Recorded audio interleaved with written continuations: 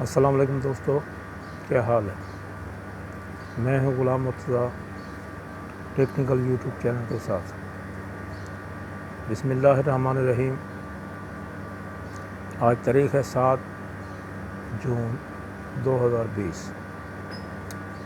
تو کورونا کی کارروائیاں کورونا کے بعد پوری دنیا میں جاری ہیں،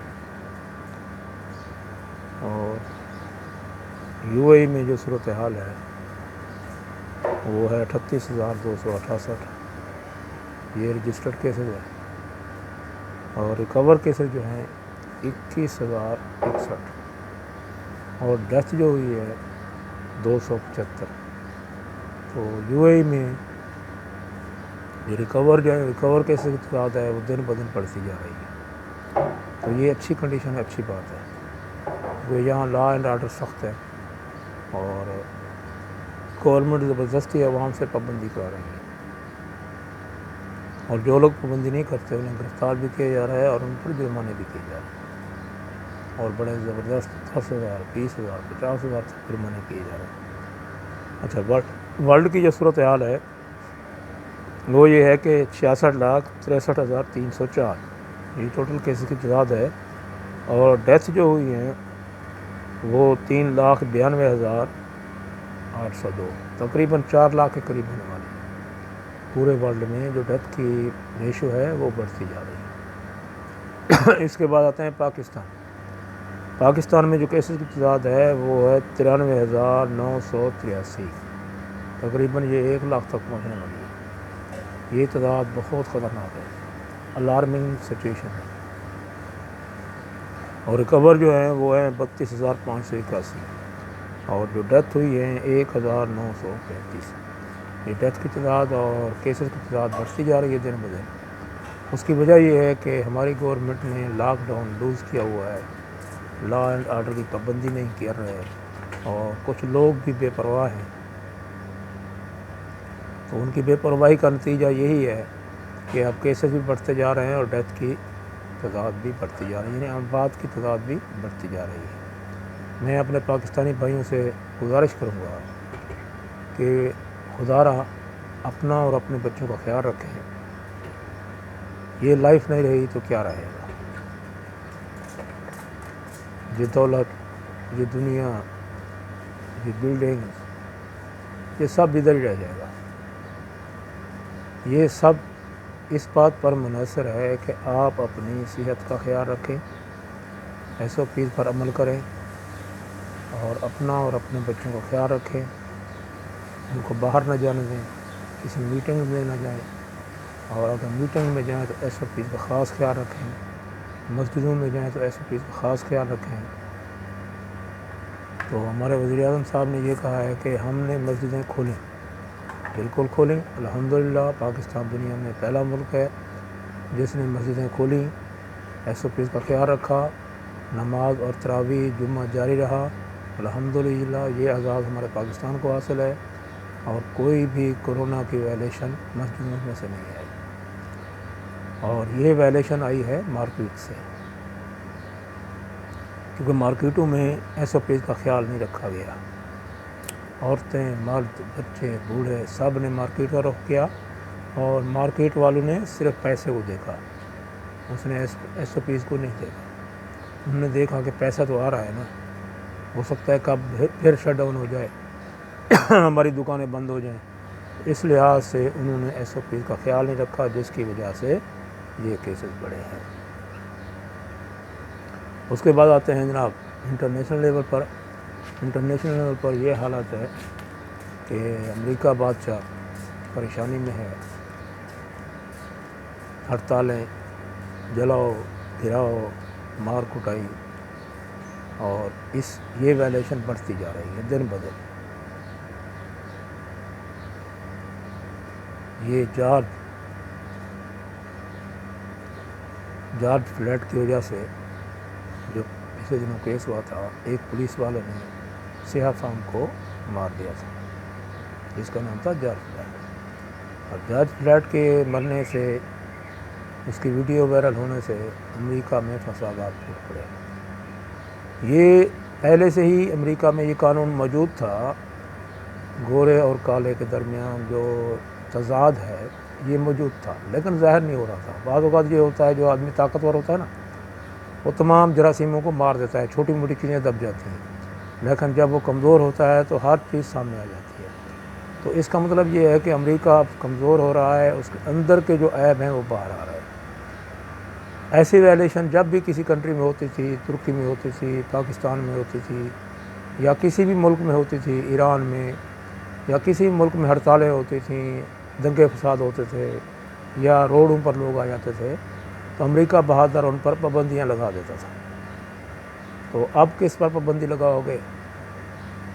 اب تو تمہارے نیچے سے بھی زمین جا چکی ہے، تمہاری پاور بھی کمزور ہو چکی ہے، تمہارے اندر کے جو عیب ہیں، جو ورلڈ میں جمہوریت کا علم اٹھائے ہوئے تھے، ان کی جمہوریت بھی خاک میں مل چکی ہے، اور سپر پاور صرف میرا اللہ تعالیٰ کی ذات ہے۔ دنیا کی کوئی طاقت سپر پاور نہیں ہے، ٹھیک ہے؟ تو یہ حالت ہے، تمہارے اندر کے داغ اب نظر آ رہے ہیں، کیونکہ تمہاری قمیضیں، تمہارے کوٹ، تمہارے سب پھٹ چکے ہیں۔ تو لہٰذا اپنے ملک کو سنبھالو، ورلڈ آرڈر کے بارے میں مت سوچو، کیونکہ پولیس کے ہی افسر نے صدر صاحب کو کہہ دیا اپنی زبان بند رکھو۔ یہ حالت ہے ہمارے صدر کی، یو ایس اے کے صدر کی۔ ایک پولیس کا ملازم کہہ رہا ہے اس کو اپنی زبان بند رکھو۔ تو ملک کی جو صورتحال ہے وہ دن بدن کریش کرتی جا رہی ہے، معیشت اس کی، اور مارکیٹیں بھی ڈاؤن ہوتی جا رہی ہیں۔ ابھی اس کو سنبھلنے میں بھی کافی وقت لگے گا۔ ادھر سے ٹرمپ کے الیکشن آ رہے ہیں۔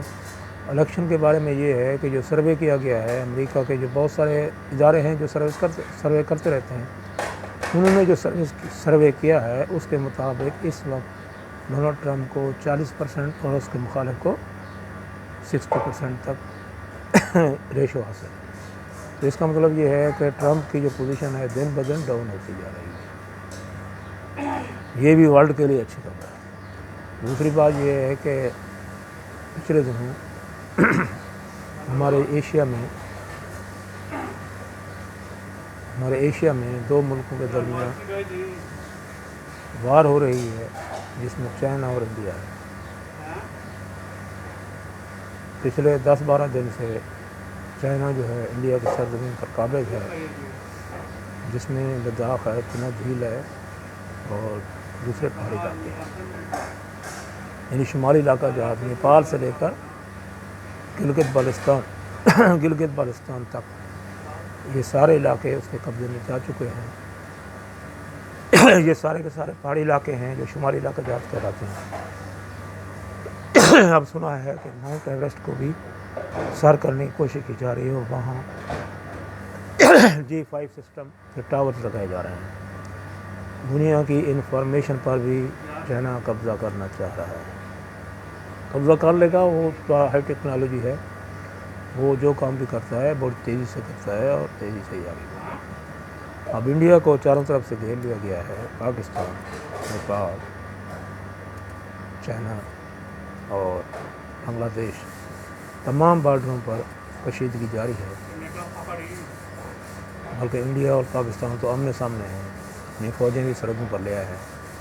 چائنا اندر گھس چکا ہے، تو 60 مربع کلومیٹر تک چائنا اندر گھس گیا ہے، اپنے بنکر بھی بنا لیے ہیں۔ کل جو ہے مذاکرات تھے، میں آپ کو ایک بات واضح کر دوں، یہ مذاکرات نہیں تھے۔ فاتح اور مفتوح کے درمیان جو بات ہوتی ہے وہ مذاکرات نہیں ہوتے، مذاکرات ہوتے ہیں برابری کی سطح پر۔ فاتح جو ہوتا ہے وہ شرط رکھتا ہے، اور مفتوح کو وہ شرطیں ماننی پڑتی ہیں۔ یہ ہماری تاریخ کا حصہ ہے، اور جنگوں کا اصول یہی ہے۔ آپ کو یاد ہوگا کہ ٹیپو سلطان جب انگریزوں سے جنگ ہار گیا تھا تو انگریزوں نے شرطیں رکھی تھیں، تو جو مفتوح ہوتا ہے وہ شرط نہیں رکھتا ہے۔ اس وقت چین کیونکہ فاتح ہے، انڈیا مفتوح ہے، وہ شرطیں نہیں رکھ سکتا۔ دوسری بات یہ ہے کہ چین نے صاف جواب دے دیا ہے کہ میں نے جو فتح کر لی ہیں علاقے، ان سے 1 इंच بھی پیچھے نہیں ہٹوں گا، بلکہ میں آگے بڑھوں گا اگر آپ نے یہ میرے مطالبات نہ تسلیم کیے۔ اب مطالبات کیا ہیں؟ پہلی چیز اس نے کہا ہے کہ آپ چائنا کے مفاد کو مد نظر رکھیں گے ہر حالت میں، وہ دنیا کے کسی کونے میں بھی چائنا کے مفادات ہوں گے۔ دوسری شرط یہ کہی ہے اس نے کہ میں نے جو علاقے فتح کیے ہیں یہ علاقے میرے ہیں اور اسی کو ہی بارڈر سمجھا جائے۔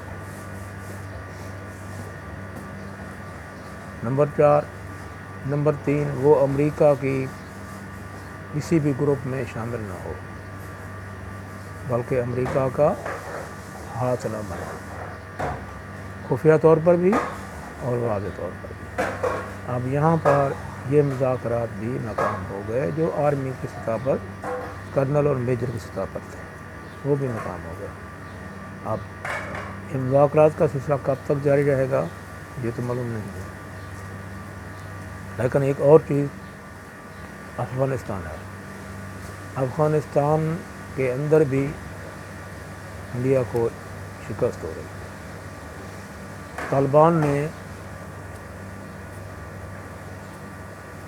جو افغانستان کی حکومت ہے اس سے مذاکرات کر لیے ہیں اور افغانستان کی حکومت نے طالبان کے قیدی چھوڑ دیے۔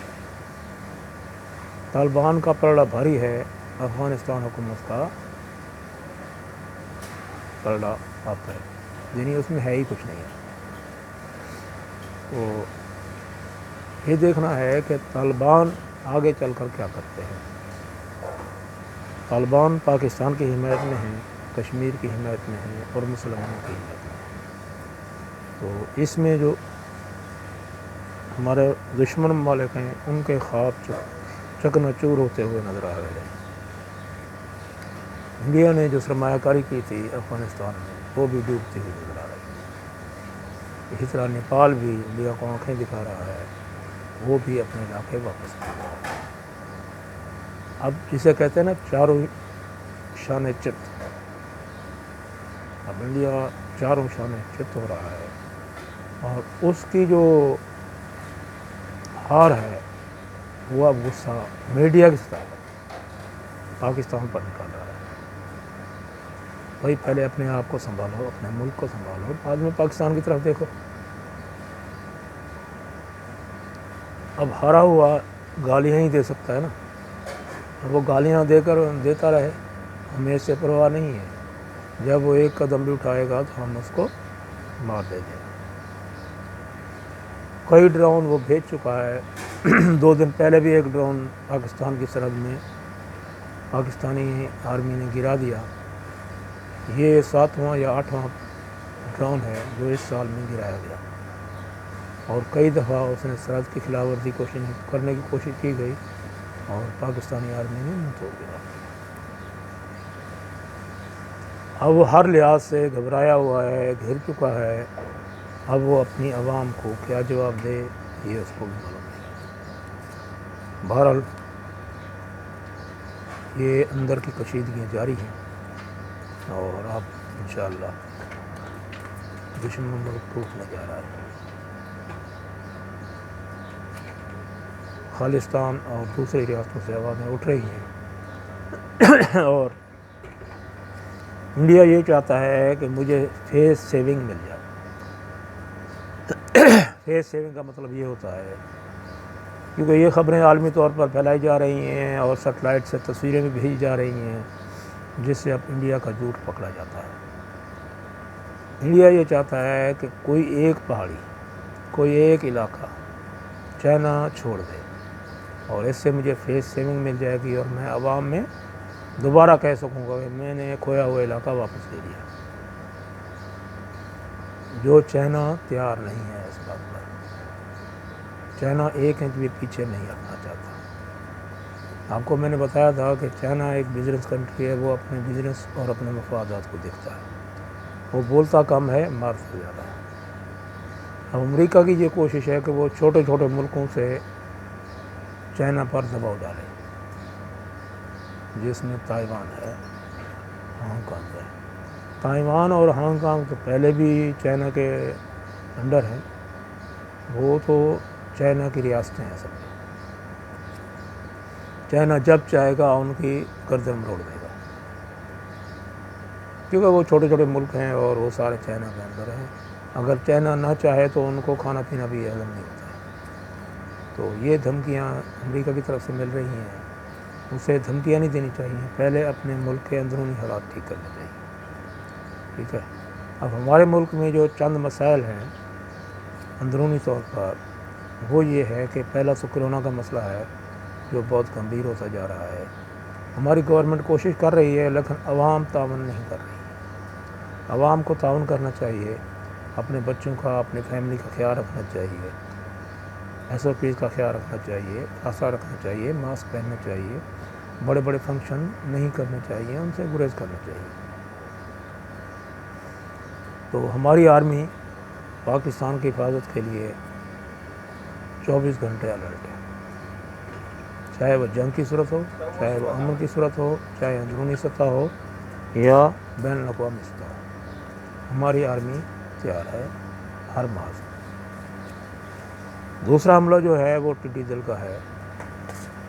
ٹڈی دل جو ہے وہ ہماری زراعت کی دشمن بن چکی ہے، اور اب تو پاکستانیوں نے بھی سوچ لیا ہے یہ ہماری فصلیں کھائے گی، ہم اس کو کھائیں گے،